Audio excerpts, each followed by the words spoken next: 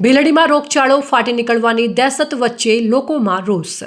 ડીસા તાલુકાના ભીલડી ખાતે નવી ભીલડી ગામના પટણીવાસ વિસ્તારમાં ગટર ઉભરાઈ જતા ગંદુ પાણી રોડ રસ્તા તેમજ સોસાયટીઓમાં ફરી વળ્યું છે, જેના કારણે લોકો ભારે મુશ્કેલીમાં મુકાયા છે। ગટરના પાણીથી ફેલાતી દુર્ગંધ સાથે મચ્છરજન્ય રોગચાળાની ભીતિ સેવાઈ રહી છે।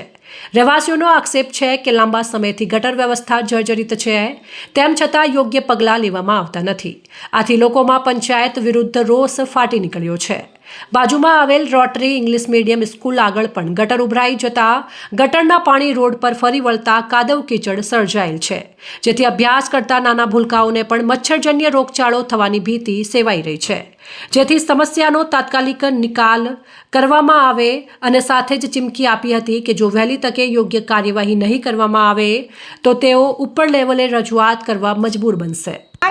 कचरा वाला गत्तू आता नहीं, गटर घरवा वाला गत्तू आता नहीं, कचरा लेवा तो बिल्कुल नहीं आता। 15 दाड़े 20 दाड़े एक वखत आवे बराबर। અને પાણી ગંદકી બહુ છે ને, ગટરનું પાણી છે ને ડાયરેક્ટ ઘરમાં આવે છે અમારા, અને રોગચાળો ને એકલા જીવડા છે ને તરી તરી બહાર આવે। અમારે સાફ કરી કરીને કેટલું આવીએ નિકાલનો પાણી નિકાલ તો ગતું જ નથી, તમે જુઓ તો ગતું હેરતું જ નહીં પાણી। સફાઈ વાળા આવે તો અઠવાડિયે 10 દિવસ એક વખત આવે, અને બોલાય તો નહીં આવતો, કગરીએ તો નહીં આવતો। ગટર ઉભરાઈ ગઈ છે, ગટર ઉભરાય તો બહુ તમે જુઓ તો બરોબર, અને કામનું કહીએ એટલે કે કામ થતું નથી। કેટલા દિવસથી છે આજ સમસ્યા? લગભગ 15 દિવસથી આની આ સમસ્યા છે, અને આમ ગણવા જઈએ ને તો 6 મહિનાથી આની આ સમસ્યા છે। જે દિવસે નાળા નાખે એ દિવસથી સમસ્યા છે। તમે રજૂઆત કરી કે રજૂઆત 3 થી 4 વખત કરી કે વરસાદનું પાણી ભરાય તો નિકાલ કઈ રીતના કરવો?